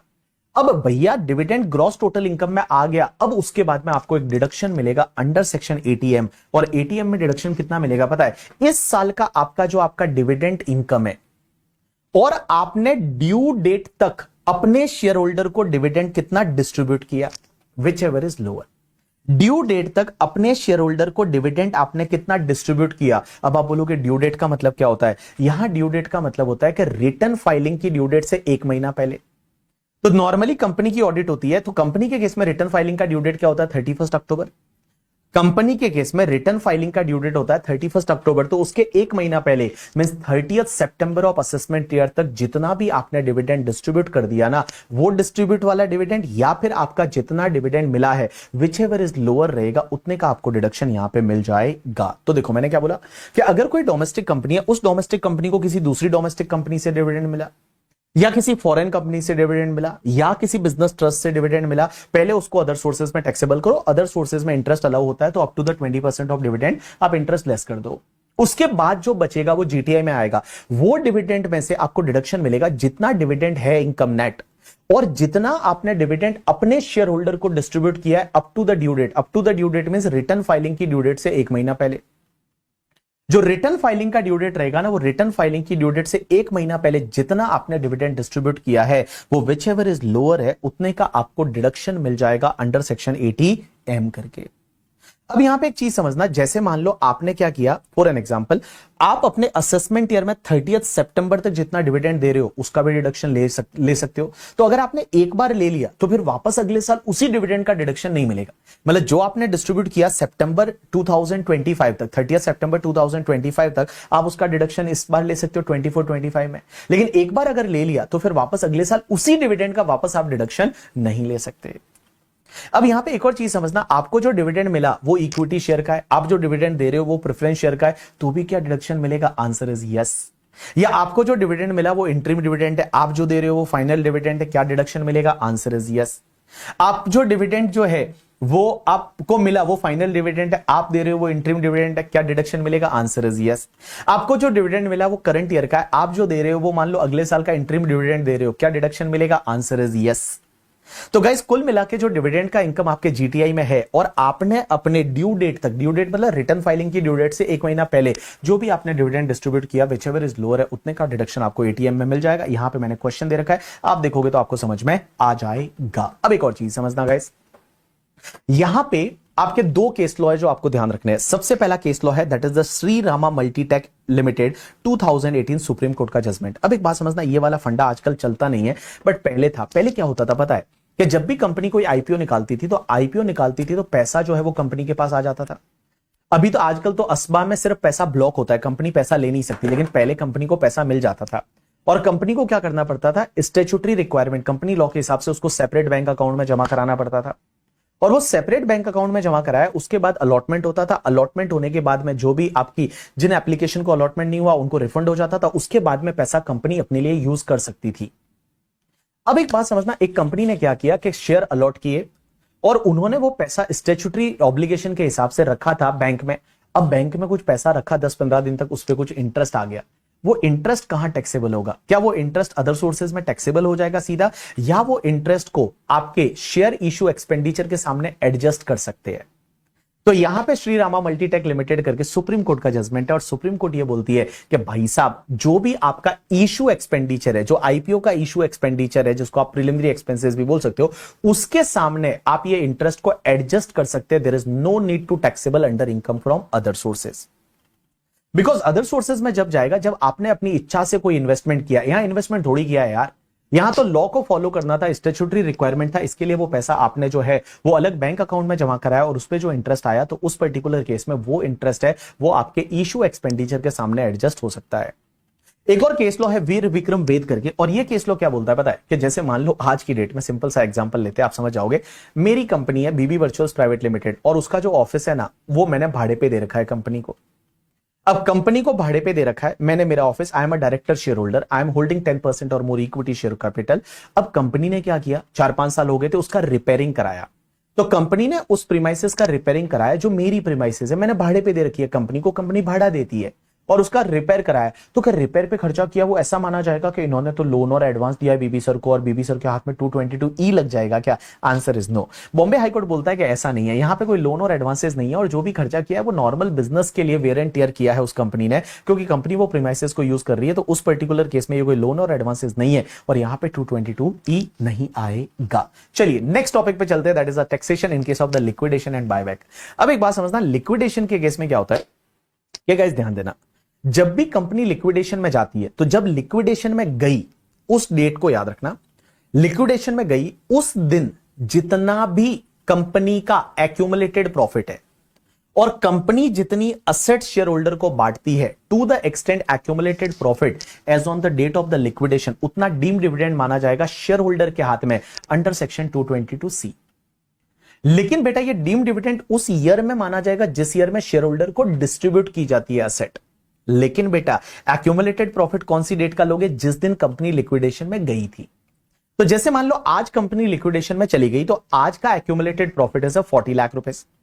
Now what happen after, suppose next year for an example, after 5-6 month है और उन्होंने क्या किया, शेयर होल्डर को असेट बांटी, तो शेयर होल्डर के हाथ में अदर सोर्सेज में टैक्सेबल होगा deemed dividend under section 222C, but बेटा उस ईयर में होगा जिस ईयर में डिस्ट्रीब्यूट हो रहा है। लेकिन आप एक्यूमुलेटेड प्रॉफिट कौन सी डेट का लोगे, जिस दिन कंपनी लिक्विडेशन में गई थी। तो आज कंपनी लिक्विडेशन में गई, तो जितना एक्यूमुलेटेड प्रॉफिट और जितनी असेट बांटी जाती है to the extent accumulated profit, it will be treated as deemed dividend in hands of share holder under section 222C and ये IFRS में टैक्सेबल हो जाएगा। लेकिन यहां पे शेयर होल्डर को कैपिटल गेन भी लगेगा, क्योंकि शेयर होल्डर जो है वो शेयर होल्डर का शेयर चला गया ना लिक्विडेशन में, तो शेयर होल्डर को कैपिटल गेन भी लगेगा। लेकिन कैपिटल गेन उस ईयर में लगेगा जिस ईयर में उसको असेट मिलती है। कैपिटल गेन कितना लगेगा, उसके लिए full value of consideration share holder के हाथ में कितना लेना है, तो सबसे पहले जितना उसको मनी रिसीव्ड हुआ वो ले लो। दूसरा fair market value of asset received on the date of distribution, जो उसको असेट मिली उसकी फेयर मार्केट वैल्यू ले लो, उसमें से लेस कर दो अमाउंट जो 222C में टैक्सेबल हो चुका है। जो 222C में ऑलरेडी टैक्सेबल हो चुका है एज अ डीम्ड डिविडेंड, उसको लेस कर दो, जो भी बचेगा that is called full value of consideration. इसमें से वो शेयर की कॉस्ट ऑफ एक्विजिशन या इंडेक्स कॉस्ट ऑफ एक्विजिशन अगर होता है तो वो लेस कर दो, जो भी बचेगा वो short term long term capital gain. तो बेटा शेयर पे कैपिटल गेन लगेगा, जितना पैसा मिला मनी वो ले लो, असेट मिली उसकी फेयर मार्केट वैल्यू ले लो, माइनस कर दो जितना डीम डिविडेंड 222C में माना गया है वो लेस कर दो, जो बचेगा उसमें से कॉस्ट ऑफ एक्विजिशन लेस कर दो, जो भी बचेगा वो कैपिटल गेन। यहां पे एक और चीज ध्यान रखना, असेट का पीरियड मीन शेयर का short term long term decide करते टाइम, असेट का पीरियड मीन शेयर का short term long term decide करते टाइम जिस दिन कंपनी लिक्विडेशन में गई ना वो दिन ट्रांसफर की डेट मानी जाएगी। तो अगर इंडेक्सेशन वगैरह हो रहा है तो इंडेक्सेशन उस डेट तक ही होगा जब कंपनी लिक्विडेशन में गई, वो ट्रांसफर की डेट मानी जाएगी। देखो कैपिटल गेन उस ईयर में लगेगा जिस ईयर में असेट शेयर होल्डर को मिलती है, लेकिन लिक्विडेशन के बाद का पीरियड ऑफ होल्डिंग नहीं लिया जाएगा, लिक्विडेशन की डेट तक का ही पीरियड ऑफ होल्डिंग लिया जाएगा। गाइस नेक्स्ट कॉन्सेप्ट आता है आपका बायबैक का। अब एक बात समझना, बायबैक का मतलब क्या होता है कि कंपनी अपने शेयर है वो खुद वापस से बाय कर लेती है मार्केट से, that is called your buyback. ठीक है, बायबैक के केस में क्या होगा, तो अगर मैं शेयर होल्डर के पॉइंट ऑफ व्यू से बात करूं तो शेयर होल्डर को पैसा मिलेगा करके, ठीक है, शेयर होल्डर के पास पहले से शेयर थे, वो शेयर चले जाएंगे, वो कंपनी को चले जाएंगे, कंपनी बायबैक कर लेगी और शेयर होल्डर को पैसा मिल जाएगा। तो लॉजिकली आप सोचोगे तो उस केस में क्या होगा कि कंपनी के हाथ में कुछ भी टैक्स नहीं लगेगा और शेयर होल्डर को कैपिटल गेन लगेगा। तो नॉर्मली तो यही होना चाहिए, आंसर इज यस। लेकिन गाइस डोमेस्टिक केस कंपनी के केस में जो है ना, बायबैक के केस में एक बहुत ही अटपटा सा जो है वो टैक्स ट्रीटमेंट लाया है। मैं बताऊं अगले साल से तो वो चेंज हो गया है, लेकिन आपके एग्जाम के लिए जो 2026 में एग्जाम दे रहे हैं उनके लिए ये एप्लीकेबल है। तो सबसे पहले एक बात समझते हैं कि बायबैक के केस में, नॉर्मल केस में क्या होता है कि कंपनी के हाथ में कोई भी टैक्स नहीं लगेगा, कंपनी के हाथ में कोई भी टैक्स नहीं लगेगा, शेयर होल्डर के हाथ में कैपिटल गेन लग जाएगा। और शेयर होल्डर के हाथ में कैपिटल गेन कैसे लगेगा, फुल वैल्यू ऑफ कंसिडरेशन क्या आएगा, जितना बायबैक प्राइस है वो ले लीजिए और माइनस कर दीजिए cost of acquisition, index cost of acquisition share का आप माइनस कर दीजिए, जो भी बचेगा वो शॉर्ट टर्म या लॉन्ग टर्म कैपिटल गेन हो जाएगा शेयर होल्डर के हाथ में। लेकिन गाइज एक बात बताऊं, ये तो नॉर्मल केस हो गई, लेकिन मेंटोस जिंदगी आती है डोमेस्टिक कंपनी के केस में। सर डोमेस्टिक कंपनी के केस में बायबैक हुआ तो क्या होगा, और यही एग्जाम में आता है। मैं बताऊं 2025 में भी जो एग्जाम हुआ उसमें आपने देखा होगा 4 मार्क का क्वेश्चन यहां से आया था, as well as RTP MTP वगैरह आप देखोगे तो बहुत सारी जगह आपको इससे रिलेटेड क्वेश्चन आपको मिलेंगे। गाइस एक चीज समझना, यहां पे 1 अक्टूबर 2024 के बाद में अगर कोई डोमेस्टिक कंपनी है वो बायबैक करती है, और बायबैक होना चाहिए as per the companies act. Companies act की आई थिंक सेक्शन नंबर 68 होती है कंपनीज एक्ट 2013 की, और उस सेक्शन के हिसाब से अगर बायबैक होता है तो क्या होगा, एक चीज ध्यान रखना, यहां पे बहुत ही इंटरेस्टिंग ट्रीटमेंट है। बायबैक के केस में गाइस जितना शेयर होल्डर को पैसा मिलेगा बायबैक पे, वो शेयर होल्डर के हाथ में सीधा डीम डिविडेंड बना दो अंडर सेक्शन 222F में। एक नई सेक्शन डाली गई 222F, और आप एक काम करो, जितना बायबैक का पैसा शेयर होल्डर को मिलेगा वो शेयर होल्डर के हाथ में सीधा डीम डिविडेंड बना दो अंडर सेक्शन 222F। सर एक बात बताओ, बायबैक का पूरा पैसा डीम डिविडेंड बना दो, आंसर इज यस, पूरा पैसा डीम डिविडेंड बना दो। जैसे मैं एक एग्जांपल लेता हूं, हुआ क्या कि गाइस मैंने किसी कंपनी के 1000 शेयर्स खरीदे थे पहले, और वो मान लो 100 रुपीज से खरीदे थे, तो इसकी मेरी कॉस्ट ऑफ एक्विजिशन थी वो कितनी थी, 1 लाख रुपीज थी। अब मान लो आज की डेट में कंपनी ने बायबैक कर दिया, और कंपनी ने क्या किया, मेरे पूरे 1000 शेयर है वो बायबैक कर दिए 400 की रेट से, तो मुझे 4 लाख रुपीज मिला। अब एक बात बताओ, 4 लाख रुपीज मुझे बायबैक पे मिला, तो अब क्या ट्रीटमेंट होगा। तो सबसे पहले तो लॉ मेकर्स क्या बोलते हैं पता है, कि जितना आपको बायबैक पे पैसा मिल रहा है 4 लाख, ये सीधा बना दो deem dividend under section 222F करके, और सीधा इनकम फ्रॉम अदर सोर्सेज में टैक्सेबल कर दो। तो गाइज यहां पे जो 4 लाख है ना, वो पूरा मेरे हाथ में टैक्सेबल हो जाएगा under income from other sources, और इनकम फ्रॉम अदर सोर्सेज में नॉर्मल टैक्स रेट से टैक्स लगेगा, जो स्लैब रेट होती है वो स्लैब रेट से टैक्स लगेगा। तो this is going to be taxable in hands of the share holder, ये शेयर होल्डर के हाथ में सीधा टैक्सेबल हो जाएगा। लेकिन आप बोलोगे कि सर आपका जो 1 lakh rupees cost of acquisition था उसका क्या होगा, वो तो लेस होना चाहिए। Right answer is yes, but इसका 1 लाख का क्या होगा पता है, इसमें कैपिटल गेन आएगा। फुल वैल्यू ऑफ कंसिडरेशन आप लोगे हमेशा निल, और माइनस कॉस्ट ऑफ एक्विजिशन कितना लेंगे, 1 लाख, तो 1 लाख का सीधा मेरा क्या हो जाएगा, लॉन्ग टर्म और शॉर्ट टर्म कैपिटल लॉस बन जाएगा। बड़ा ही अटपटा सा ट्रीटमेंट है, बट गाइज ये इसी साल के लिए है, आप ये समझिए ये आपके साल के लिए है। अगले साल के लिए जो बजट वगैरह आए हैं उसमें सब चीजों को हटा दिया गया, उसमें कुछ अलग ही ट्रीटमेंट डाला है, but this is applicable for your examination. आपके एग्जाम के लिए तो ये एप्लीकेबल है करके, ठीक है। तो देखो इसमें क्या होगा, बायबैक के केस में क्या होगा कि अगर कोई डोमेस्टिक कंपनी अपने शेयर का बायबैक करती है तो कंपनी के हाथ में there is no tax treatment, share holder के हाथ में क्या होगा, 2 चीजें।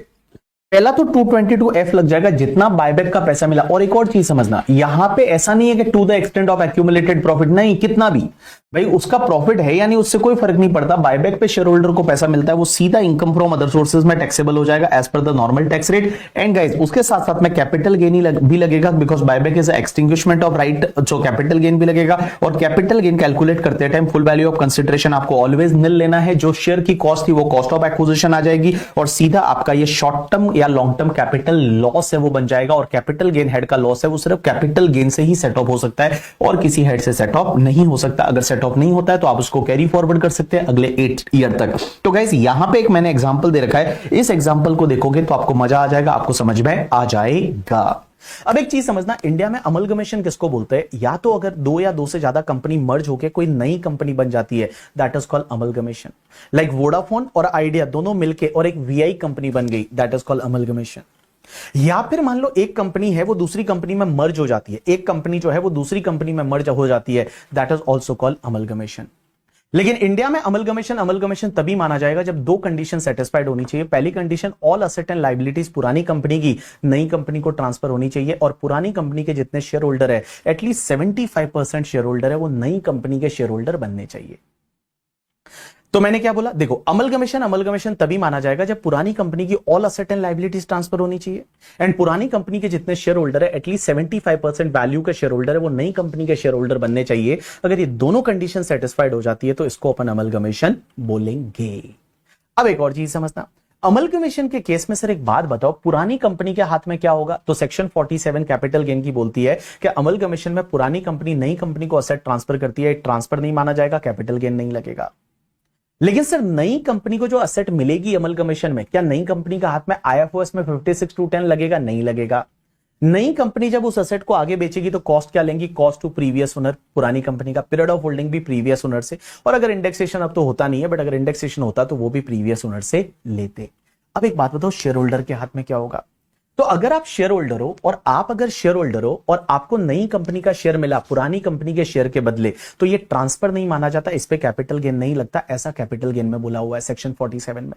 और फिर आप न्यू कंपनी का शेयर बेचोगे तो कॉस्ट किसका लोगे? पुरानी कंपनी के शेयर से, पीरियड ऑफ होल्डिंग पुरानी कंपनी के शेयर से, और अगर इंडेक्सेशन होता तो पुरानी कंपनी के जब शेयर एक्वायर किए थे वहां से इंडेक्सेशन लेंगे। अब एक और चीज समझना, अमलगमेशन में क्या होता है, जो पुरानी कंपनी के लॉसेज होते हैं ना, बिजनेस के लॉसेज, ओनली बिजनेस के लॉसेज, और उसमें भी स्पेक्युलेटिव बिजनेस नहीं, ओनली बिजनेस के losses other than speculative business. And guys unabsorbed depreciation है वो नई company set of and carry forward कर सकती है फॉर 8 फ्रेश ईयर। नई कंपनी को 8 फ्रेश ईयर है वो मिल जाएगा। उसके बाद में नेक्स्ट कॉन्सेप्ट आता है, that is related to the demerger. Demerger किसको बोलते हैं पता है? कि जैसे एक कंपनी है उसका एक सेगमेंट टूट के एक अलग कंपनी बन जाती है, that is called demerger. Example के लिए अभी मार्केट में बहुत सारे डीमर्जर हुए और उसमें एक जो डीमर्जर आपने देखा होगा अभी हुआ था Reliance and Jio financial service का। तो रिलायंस और जियो फाइनेंशियल सर्विस का डीमर्जर हुआ। अभी ऐसा एक और हो रहा है आईटीसी का, आईटीसी होटल्स को अलग कर रहे हैं आईटीसी से, तो वो भी हो रहा है करके, ठीक है। तो देखो पहले क्या था, एक कंपनी थी जिसका नाम था Reliance Industries limited, it is called demerge company. अब रिलायंस में एक तो रिलायंस का खुद का बिजनेस है, उसमें एक और कंपनी हुआ करती थी जियो फाइनेंशियल सर्विस लिमिटेड, जेएफएसएल। अब ये जेएफएसएल है ना, इसको अलग करके और एक अलग कंपनी बना दी, that is Jio financial service limited, that is called demerger. और इसमें जो नई कंपनी बनती है ना उसको बोला जाता है रिजल्टिंग कंपनी। अब एक चीज समझना, डीमर्जर तब माना जाता है जब 5 कंडीशन सेटिस्फाइड होनी चाहिए। पहली कंडीशन यह है कि ये जो सेगमेंट जो ट्रांसफर हो रहा है उसकी all asset and liability transfer होनी चाहिए। दूसरी कंडीशन यह है कि all asset and liabilities book value पे ट्रांसफर होनी चाहिए। तीसरी कंडीशन यह है कि जो टाइटन, जैसे इस एग्जांपल में रिलायंस इंडस्ट्रीज लिमिटेड के जो शेयर होल्डर है एटलीस्ट 75% वैल्यू के शेयर होल्डर नई कंपनी के शेयर होल्डर बनने चाहिए। चौथी कंडीशन यह है कि भाई साहब ये गोइंग कंसर्न में ट्रांसफर होनी चाहिए। गोइंग कंसर्न का मतलब जो जिस स्टेटस में था वो एज इट इज वो स्टेटस ट्रांसफर होना चाहिए। ऐसा जरूरी नहीं कि एक्टिव वाली अंडरटेकिंग होनी चाहिए, देयर मे बी पॉसिबिलिटी का कुछ टाइम से बिजनेस नहीं हो रहा है। ऐसा एक केस लॉ है, आई थिंक केडीबी डिस्टिलरीज करके लास्ट में दे रखा है, कॉम्पैक्ट के लास्ट में केस लॉ, वो ध्यान देना, डीमर्जर से रिलेटेड है। तो गोइंग कंसर्न का मतलब ऐसा नहीं है कि चालू ही होनी चाहिए, ये अंडरटेकिंग चालू होनी चाहिए, ऐसा नहीं है। वो अंडरटेकिंग हो सकता है बंद है, but as it is transfer हो रही है, that is called going concern. And एक और चीज कि भाई साहब जो रिलायंस इंडस्ट्रीज लिमिटेड के शेयर होल्डर है उनको जियो फाइनेंशियल सर्विस का शेयर है वो प्रोपोर्शनेट बेसिस पे मिलना चाहिए। जैसे यहां पे प्रोपोर्शनेट आपको पता है रिलायंस के केस में 1:1 रखा था कि जिसके पास 1 रिलायंस का शेयर था उसको 1 जियो का शेयर मिल गया। अब एक चीज समझना, डीमर्जर के केस में आपका टैक्स ट्रीटमेंट क्या होता है, तो मैं बताऊं, पुरानी कंपनी जो असेट ट्रांसफर करती है, इस नई अंडरटेकिंग की असेट जो नई कंपनी को ट्रांसफर करती है, ये ट्रांसफर नहीं माना जाता, कैपिटल गेन नहीं लगता। अब ये जो है नई वाली, जैसे जियो फाइनेंशियल सर्विस लिमिटेड है, वो असेट को बेचेगी तो कॉस्ट किसको लेगी, रिलायंस का। पीरियड ऑफ होल्डिंग कहां से, रिलायंस से। एंड गाइस, इसमें इनकम फ्रॉम अदर सोर्सेज में टैक्स नहीं लगता जब नई कंपनी को असेट मिलती है पुरानी कंपनी से। लेकिन सर एक बात बताओ, शेयर होल्डर के हाथ में क्या होगा? तो जैसे आप मान लो फॉर एन एग्जांपल आप रिलायंस के शेयर होल्डर थे, और रिलायंस के फॉर एन एग्जांपल मेरे पास 1000 शेयर थे, जो कि मैंने 200 की रेट से, मींस 2 लाख रुपए में रिलायंस के शेयर खरीदे थे। अब मुझे फ्री ऑफ कॉस्ट जियो के शेयर और मिल गए 1000, तो 1000 मुझे फ्री ऑफ कॉस्ट जियो के शेयर मिल गए। अब 1000 मुझे फ्री ऑफ कॉस्ट जियो के शेयर मिल गए। क्वेश्चन ये आता है कि सर ये जियो के शेयर जो मुझे 1000 मिले हैं फ्री ऑफ कॉस्ट, इसकी कॉस्ट क्या होगी? तो इसकी कॉस्ट निकालने का एक फॉर्मूला है। कॉस्ट कैसे निकालेंगे कि रिलायंस के शेयर आपने खरीदे थे, वो 2 लाख में खरीदे थे, मल्टीप्लाई बाय डीमर्जर में नेट असेट कितनी ट्रांसफर की, तो multiply by net asset transfer for an example 200 crore की, और बिफोर द डीमर्जर यहां पे रिलायंस की नेटवर्थ कितनी थी, फॉर एन एग्जांपल 500 करोड़ थी। तो बेटा इस प्रपोर्शन में जो भी वैल्यू आएगी ना, वो वैल्यू आ जाएगी जियो फाइनेंशियल सर्विस के शेयर की कॉस्ट ऑफ एक्विजिशन। अब रिलायंस के शेयर की कॉस्ट ऑफ एक्विजिशन क्या बचेगी? तो बेटा जो भी 2 लाख रुपए मेरी कॉस्ट थी, उसमें से जितना जियो की कॉस्ट आ गई वो लेस कर दो, जो बचेगा वो रिलायंस की कॉस्ट बच जाएगी। यू गॉट माय पॉइंट और नॉट? तो देखो क्या करने का, रिजल्टिंग कंपनी के शेयर की कॉस्ट ऑफ एक्विजिशन कैसे निकालना। तो आप एक काम करो, डीमर्ज कंपनी का शेयर खरीदा था, उसकी कॉस्ट कितनी थी वो ले लो, मल्टीप्लाई कर दो net asset transfer in the demerger divide by net worth of demerge company just before demerger, तो जो भी आएगा वो रिजल्टिंग कंपनी के शेयर का कॉस्ट ऑफ एक्विजिशन आ जाएगा। अब एक और चीज समझना, डीमर्स कंपनी के शेयर का कॉस्ट ऑफ एक्विजिशन क्या रहेगा, जो ओरिजिनल था माइनस जो रिजल्टिंग कंपनी के शेयर का कॉस्ट आ गया वो लेस कर दो, जो बचेगा वो डीमर्स कंपनी के शेयर का कॉस्ट ऑफ एक्विजिशन रहेगा। अब एक और चीज समझना, एक और लास्ट कॉन्सेप्ट। अब एक और चीज समझना गाइस, डीमर्जर के केस में क्या होता है ना कि जो सेगमेंट ट्रांसफर होता है उससे रिलेटेड अगर कोई बिजनेस के लॉसेज है other than speculative business and unabsorbed depreciation है, वो नई कंपनी को मिल जाते हैं, और नई कंपनी रिमेनिंग पीरियड के लिए ही कैरी फॉरवर्ड सेट ऑफ कर सकती है। जैसे 8 इयर्स में से 3 years set of carry forward कर चुके थे, तो रिमेनिंग 5 इयर्स के लिए न्यू कंपनी है उसको सेट ऑफ कैरी फॉरवर्ड कर सकती है। चलिए उसके बाद में एक और इंटरेस्टिंग कॉन्सेप्ट आता है बोनस स्ट्रिपिंग। एंड गाइस ये बोनस स्ट्रिपिंग वाला जो फंडा है ना, ये हो सकता है एग्जाम में कभी ये लोग पूछ सकते हैं, तो इसको आप अच्छे से ध्यान देके जाएंगे। बोनस स्ट्रिपिंग वाला फंडा क्या बोलता है पता है, कि अगर मान लो आप किसी कंपनी के कोई भी शेयर एक्वायर करते हैं या सिक्योरिटी एक्वायर करते हैं या कोई यूनिट एक्वायर करते हैं म्यूचुअल फंड की वगैरह, तो आप क्या करते हैं, यूनिट या सिक्योरिटी एक्वायर करते हैं at any time within the 3 month before the record date. Record date वो डेट होती है जिस दिन आपको बोनस मिलता है, मतलब जिस दिन डिसाइड किया जाता है कि आपके पास अगर मान लो उस कंपनी का शेयर या यूनिट है तो you are eligible for the bonus, वो डेट को रिकॉर्ड डेट बोला जाता है। मतलब जिस डेट में जो शेयर होल्डर के नाम रहेंगे उनको बोनस शेयर मिलेंगे, वो डेट जो डिसाइड होती है that is called record date. तो गाइस रिकॉर्ड डेट के एग्जैक्टली 3 महीने के पहले के अंदर अंदर आप क्या करते हैं, ओरिजिनल शेयर या सिक्योरिटी एक्वायर करते हैं। मींस आप क्या करते हैं, रिकॉर्ड डेट से एग्जैक्टली 3 महीने के पहले के अंदर अंदर आप ओरिजिनल सिक्योरिटी या यूनिट एक्वायर करते हैं। रिकॉर्ड डेट पे आपको बोनस यूनिट मिल जाता है या बोनस शेयर मिल जाता है। एंड गाइस आप क्या करते हैं पता है, रिकॉर्ड डेट के बाद में आप क्या करते हैं, 9 मंथ के अंदर अंदर आप क्या करते हैं, सिक्योरिटी ओरिजिनल वाला जो सिक्योरिटी या यूनिट है वो ट्रांसफर कर देते हैं। लेकिन आप क्या करते हैं, बोनस जो मिला ना वो होल्ड करते हैं।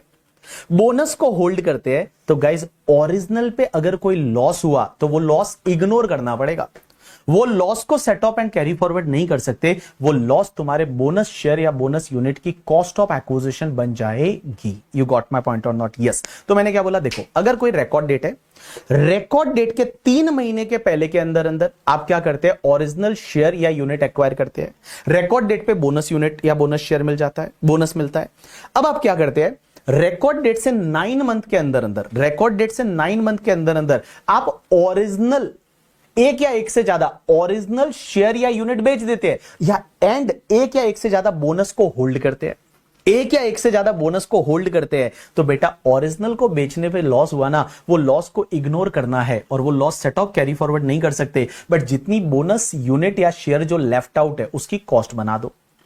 वापस बोल रहा हूं, देखो बोनस स्ट्रिपिंग क्या होता है कि आपको बोनस शेयर या बोनस यूनिट मिलने वाला है, उसकी एक रिकॉर्ड डेट होती है। तो रिकॉर्ड डेट के 3 महीने के पहले के अंदर अंदर 3 महीने के पहले के अंदर अंदर आप ओरिजिनल शेयर्स या यूनिट खरीदते हैं। रिकॉर्ड डेट को आपको बोनस शेयर या यूनिट मिलता है एंड रिकॉर्ड डेट से 9 मंथ के अंदर अंदर रिकॉर्ड डेट से 9 मंथ के अंदर अंदर रिकॉर्ड डेट से 9 मंथ के अंदर अंदर रिकॉर्ड डेट से 9 मंथ के अंदर अंदर रिकॉर्ड डेट से 9 मंथ के अंदर अंदर आप ओरिजिनल शेयर या यूनिट बेच देते हैं जो खरीदा था, और आप बोनस है ना उसको होल्ड करके रखते हैं, बोनस को बचा के रखते हैं। ठीक है, बोनस को होल्ड करते हैं। तो ओरिजिनल को बेचने पे लॉस हुआ, वो लॉस को आपको सेट ऑफ कैरी फॉरवर्ड करने को नहीं मिलेगा, वो इग्नोर हो जाएगा, और वो लॉस जितनी आपकी बोनस यूनिट या शेयर लेफ्ट आउट है ना, उसकी कॉस्ट ऑफ एक्विजिशन बन जाएगी। तो इतना आपको यहां पे ध्यान रखना है। बाकी जो बॉन्ड वॉशिंग वगैरह है वो आप नहीं भी ध्यान रखोगे तो चलेगा। तो गाइज यहां पे आज अपन ने 3-4 टॉपिक है उसको अपन ने रिवाइज किया। Other sources, dividend, dim dividend, buyback, liquidation, और साथ में आपको बोनस स्ट्रिपिंग भी मैंने कराया, अमलगमेशन, डीमर्जर भी कराया। तो इतनी सारी चीजें हैं वो हमने रिवाइज की करके। अगले लेक्चर में हम मिलेंगे और वहां पे हम रिवाइज करेंगे आपका पीजीबीपी वाला टॉपिक करके। ठीक है गाइस, अगर मैं बात करूं क्या आपके एग्जामिनेशन की, तो एग्जाम ऑब्वियसली अभी ज्यादा डेट बचा नहीं है और भाई साहब अच्छे से पढ़ाई कर रहे होंगे, रिवाइज कर रहे होंगे।